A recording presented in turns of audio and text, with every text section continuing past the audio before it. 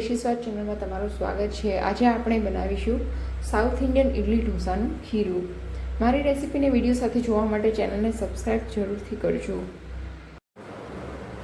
South Indian idli ઢોસાનું ખીરું બનાવવા માટે આપણે છે આ જે ખીચડિયા ચોખા આવે છે એ ખીચડિયા ચોખા લેવાના છે। તમે જોઈ શકો છો એકદમ ઝીણા ચોખા છે। ઇડલી ઢોસાનું ખીરું બનાવવા માટે ક્યારે છે આપણે બાસમતી ચોખા ના લેવા, એનાથી છે ખીરું છે એ સારું નથી બનતું। તો અહીંયા છે મેં 4 વાટકા જેટલા ચોખા લીધા છે। જે વાટકાના માપથી તમે છે ચોખા લો છો એ જ વાટકાના માપથી તમે અડદની દાળ લેવાની છે। અહીંયા મેં 4 વાટકા ચોખાના સામે છે એ 1 વાટકો જેટલી અડદની દાળ લીધેલી છે અને આ બંનેને મેં છે એ 4 થી 5 કલાક માટે પલાળીને રાખી દીધા છે। અને ચોખાની સાથે સાથે તમારે છે 1 ચમચી જેટલી મેથી પલાળીને રાખી દેવાની છે। ચોખા અને મેથીને મેં છે એ મિક્સ કરી અને પછી પલાળેલા છે। મેથી પલાળતી વખતે તમારે એ વાતનું ધ્યાન રાખવાનું છે કે મેથીનું પ્રમાણ છે એ વધી ના જાય। મેથીનું પ્રમાણ છે 1/4 જેટલો રેશિયો જ રાખવાનો છે। જો મેથીનું પ્રમાણ વધી જશે તો તમારી ઢોસા છે એ સારા નહીં બને। મેથીના કારણે છે તમારી ફ્રેગમેન્ટેશન પ્રોસેસ છે એ ખૂબ ઝડપથી થાય છે। અહીંયા આપણે એ વાતનું ધ્યાન રાખવાનું છે કે ચોખા અને અડદની દાળ બંનેને અલગ અલગ પલાળવાના છે। જ્યારે તમે ચોખાને ગ્રાઇન્ડ કરશો ત્યારે તેનું ટેક્સચર છે એકદમ કરકરું બને છે, જ્યારે અડદની દાળનું ટેક્સચર છે એકદમ લીસું બને છે। અહીંયા મેં અડદની દાળ સાથે છે 1 ચમચી જેટલી મૈસૂરની દાળ પણ લીધેલી છે।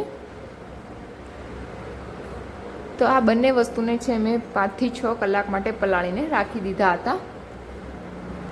હવે આપણે તેને ગ્રાઇન્ડ કરી લેવાનો છે। ઇડલી ઢોસાનું ખીરું બનાવતી વખતે તમારે એ વાતનું ધ્યાન રાખવાનું છે કે ચોખા અને અડદની દાળનો રેશિયો છે 4:1 જ રહેવો જોઈએ। જો એવી રીતે તમે પલાળશો તો તમારા ઢોસા અથવા તો ઇડલીનું જે ખીરું છે એ સારું બનશે। આ પૌવાને આપણે ચોખા અને અડદની દાળને ગ્રાઇન્ડ કરવાના હોય ત્યારે અડધો કલાક પહેલાં પલાળવાના છે। જો તમારા ઘરે પૌવા અવેલેબલ ના હોય તો તમે એની જગ્યાએ છે એ મમરા અથવા તો સાબુદાણાનો પણ યુઝ કરી શકો છો। પૌવા નાખવાથી આપણું ખીરું છે એ ખૂબ સરસ બનશે। હવે આ બંને તપેલીમાંથી આપણે પાણી કાઢી અને ગ્રાઇન્ડ કરી લઈશું। તમે જોઈ શકો છો કે આપણા ચોખા અને અડદની દાળ છે એ ખૂબ સારી રીતે પલળી ગયા છે। તમે તેને હાથેથી ભાંગશો તો પણ એ ભંગાઈ જશે।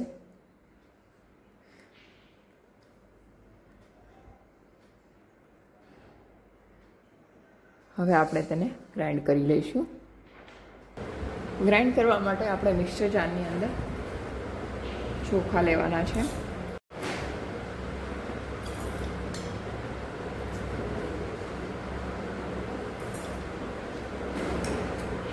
અને આપણે તેની અંદર થોડું એવું પાણી એડ કરીશું।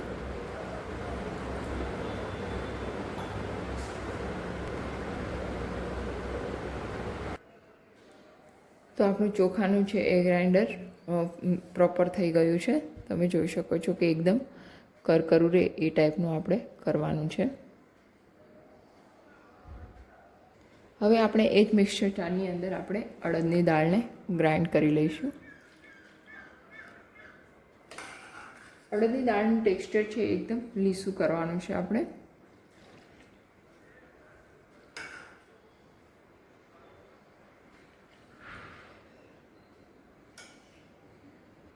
અને તેમાં સાથે સાથે પૌવા એડ કરી દઈશું અને થોડું પાણી નાખી અને આપણે ગ્રાઇન્ડ કરી લેવાનું છે। તો આપણી અડદની દાળનું ટેક્સચર છે એ તૈયાર થઈ ગયું છે। તમે જોઈ શકો છો કે એકદમ લીસું રહે એ ટાઈપનું આપણે કરવાનું છે। હવે આપણે છે એક મોટું વાસણ લેવાનું છે। મોટા વાસણની અંદર છે આપણે છે અડદની દાળનું ટેક્સચર એડ કરી દઈશું।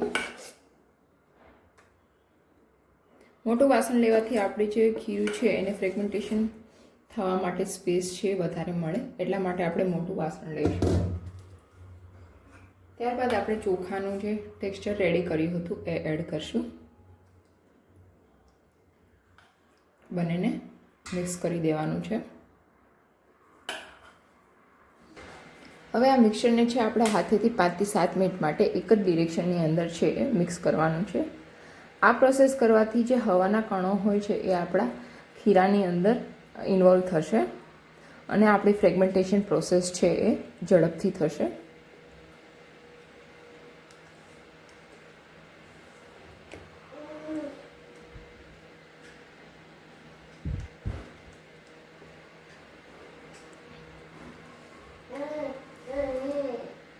તો તમે જોઈ શકો છો કે આપણા ખીરું છે એ એકદમ એકરસ થઈ ગયું છે. આપણા બેટરનું છે ફ્રેગમેન્ટેશન ઝડપથી કરવા માટે આપણે મીઠું એડ કરીશું. પરંતુ જો તમારે ખીરાને છે એ લાંબા સમય સુધી રાખવું હોય તો તમે મીઠાને સ્કીપ કરજો. મીઠું એડ કરવાથી છે એ ખીરું લાંબા સમય સુધી નથી રાખી શકાતું. પરંતુ જો સમય ઓછો હોય અને તમારે ફ્રેગમેન્ટેશન ઝડપથી કરવું હોય તો તમે મીઠાનો યુઝ કરી શકો છો. હવે આપણે ડીશ ઢાંકી અને તેના ઉપર કપડું ઢાંકી દઈશું, જેથી કરીને ફ્રેગમેન્ટેશન પ્રોસેસ છે આપણી ઝડપથી થાય. અને હવે આ વેસલને છે આપણે જે ગરમ જગ્યા હોય યા તો બહુ વધારે પડતી હવા ના લાગતી હોય તે જગ્યાએ મૂકી દઈશું, જેથી કરીને આપણી ફ્રેગમેન્ટેશન પ્રોસેસ છે એ ઝડપથી થાય. હવે છે 4 થી 5 કલાક થઈ ગઈ છે. હવે આપણે ખીરું છે ચેક કરી લેવાનું છે.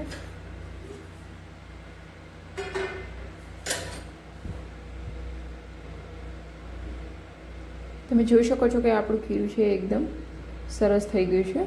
અંદર સરસ એવા એર પોકેટ્સ થઈ ગયા છે. તો આપણું ખીરું છે એ રેડી થઈ ગયું છે. આ ખીરાની ખાસિયત એ છે કે તમારે જો ઇડલી માટે યુઝ કરવાનું હોય તો તમે ખીરાને છે એ થોડું જાડું રાખવાનું છે, અને જો ઢોસા માટે ખીરું યુઝ કરવાનું હોય તો તમે થોડું પાણી નાખી અને તેને મીડિયમ કન્સિસ્ટન્સીવાળું બનાવી શકો છો. આ બેટરની ખાસિયત એ છે કે તમે તેને છે એ ફ્રીઝરની અંદર 5 થી 6 દિવસ માટે સ્ટોર કરીને રાખી શકો છો. અને જ્યારે તમારે ઇડલી કે ઢોસા બનાવવા હોય ત્યારે તમારે 2 થી 3 કલાક ફ્રીઝમાંથી બહાર કાઢી અને તમે ઇડલી કે ઢોસા બનાવી શકો છો. તો તૈયાર છે આપણું ઇડલી ઢોસાનું ખીરું. જો મિત્રો તમને મારી રેસીપી પસંદ આવી હોય તો વિડીયોને લાઇક, શેર અને સબસ્ક્રાઈબ જરૂરથી કરજો. Thank you.